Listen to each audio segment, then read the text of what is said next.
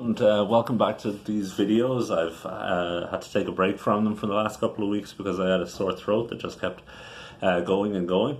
I just wanted to do a brief video about the analytical essay to talk about three things. The first is to talk about your deadline. The second is to talk about the writing process and how I can facilitate your drafting process. And the third is to talk about the actual prompts themselves and what they're asking you to do, and maybe clarifying a little bit what the possibilities are for how you might respond to them. So the first one, the deadline, the original deadline is for the 21st of April. That's this Sunday. I'm going to move that back to Tuesday, the 23rd of April, to give you another couple of days to get this thing done. The reason I want to do that is so that you have time to draft and revise and work towards a final submission, because my feeling is that the best work people do is seldom the first draft that they write. So that's the first thing that I want to say, is the deadline has been moved. The second thing that I wanted to say is that if you can submit a draft of your introduction and an outline of your plan for the essay by Thursday evening or Friday morning at the very latest, I will return feedback to you on your intro, because I want to first of all, I want to get a feel for, well, what kind of argument are you putting together? How effective is your thesis statement? And you know, if you're doing well, I want to push you further in that direction. And if you're not doing so well, I want to sort of course correct in good time. So make sure that you send me an introduction that contains a thesis statement, that contains your central argument, and that sort of includes a sentence that outlines where your essay is going, what sort of aspects of these texts you're going to cover. And then follow that up with an outline plan, just detailing what the body paragraphs of your essay are likely to deal with. And I will get back to you as soon as possible with some feedback on that. This is optional, but I think it's a very good idea, because I'm a huge fan of working hard on introductions, because if you get the intro right, you can capture a reader, you can capture an audience, and they're more likely to be on board with everything you say afterwards. So working hard on that is a good idea. Secondly, I want to emphasize that you should not be worried about submitting things in draft form that are bad, that you think just aren't up to scratch. It's okay to do bad writing in a draft.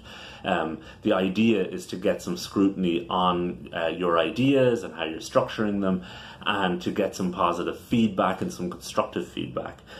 So try to set aside the idea that it needs to be perfect to be submitted. It's okay if it's in sort of rough form.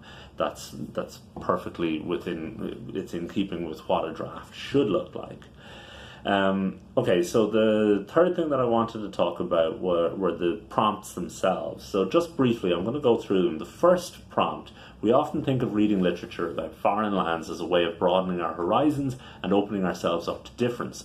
More often than not, though, such writing renders other people and places as exotic, foreign, or uncivilized, and reinforces our sense of identity and difference. Discuss this statement in relation to Heart of Darkness and Things Fall Apart.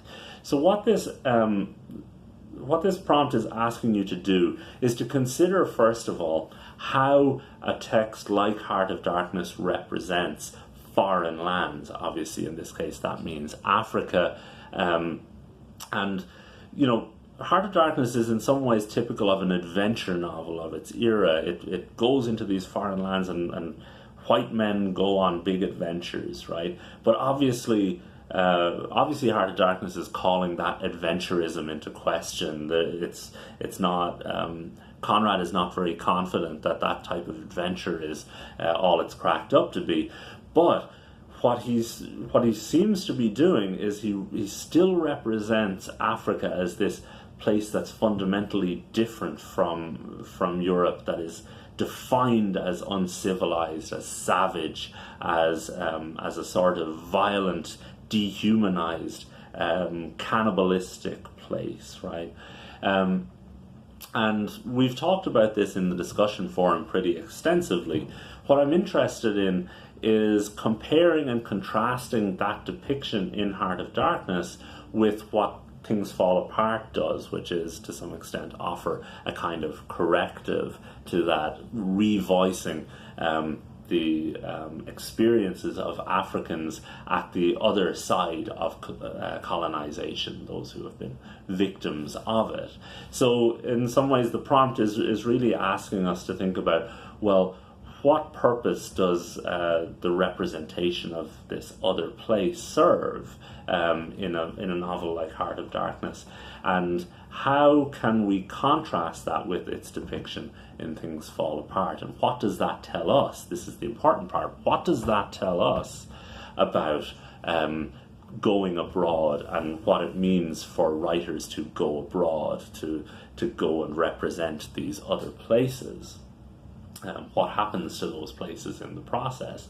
Are they simply rendered as exciting places, or are they rendered as fundamentally alien spaces that are incomprehensible to us? The second prompt, both Chinua Achebe and Carlos Fuentes write about traumatic encounters with Europeans, whether of colonialism in Nigeria or of speculative capitalism in Mexico. They both address this encounter by drawing upon or responding to European culture, whether in Achebe's response to Heart of Darkness or Fuentes' adaptation of Dracula. Compare and contrast the ways in which Things Fall Apart and Vlad ask us to reconsider the idea of going abroad from a non-Western perspective. So what this question is asking you to do is to think about what happens in the country that is abroad, right? So when we look at European and American texts that are set in foreign countries, they often involve an American or European character going off to these countries and seeing the world and encountering it as if it's new, right? And you can certainly see that in Heart of Darkness. But what we see in Things Fall Apart and Vlad is the other perspective. We see what it looks like from the perspective of the person being visited, or the person being invaded, the person being taken over. So Things Fall Apart and Vlad have a lot in common in that sense. They both involve the arrival of foreigners into their land, the gradual realization that this person or these people don't mean them well and may be harmful to them, or maybe could potentially even kill them.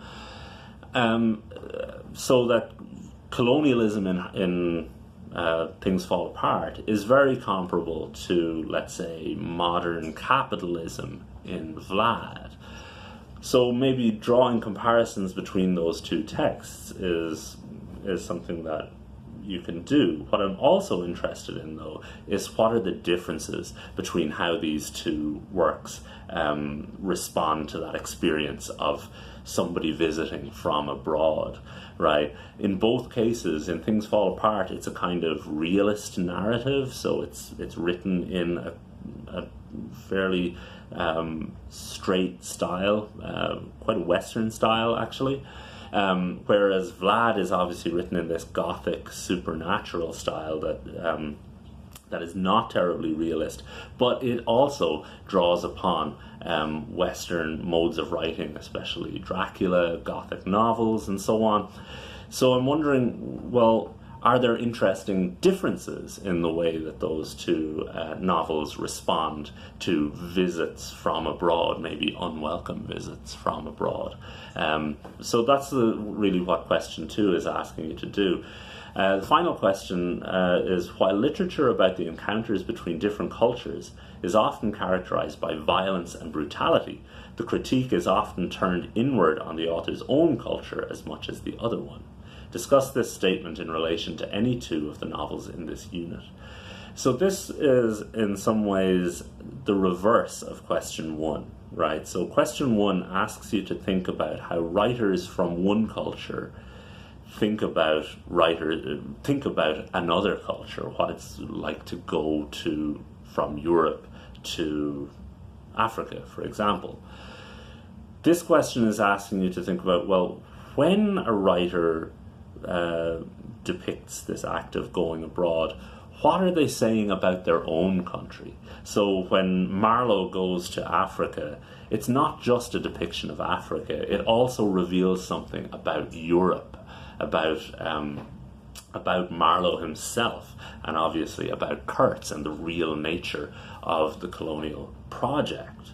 And in the other texts, in Things Fall Apart and Vlad, these are texts that are not just about criticizing Westerners or European invaders, right? On the one hand, Things Fall Apart is clearly critical of British colonialism, but it's also, as some of you noted in your discussion forums, it's also critical of Igbo society. Okonkwo comes in for severe criticism in the novel.